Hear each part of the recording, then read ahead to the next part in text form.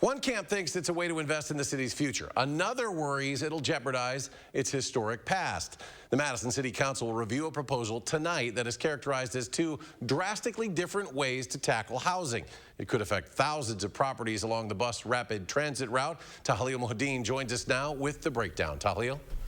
Eric, it's called transit-oriented development, and it affects more than 30% of Madison homes, or about 30,000 residents. Should the proposal move forward, it would mean more units could be built near major public transit routes. But some are pushing back, worried about what it means for the future of their communities. It's something that's been talked about time and again. We have limited geography. The city of Madison has a housing problem.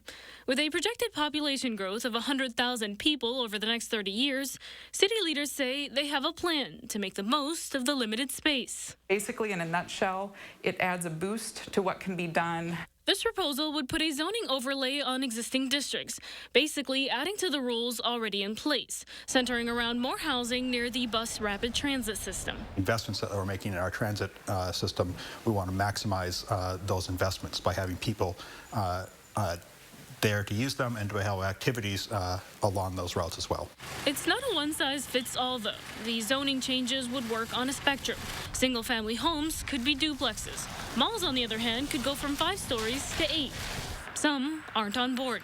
We're just trying to do two things at the same time. I think the focus should be on the bus rapid transit, getting that going, and then the density will follow. Alder Bill Tischler says his biggest concerns began when historic districts were added to the zoning overlay in December. I don't really see adding historic districts and maybe putting in a couple of additional duplexes is really going to solve the immediate housing crisis that we have.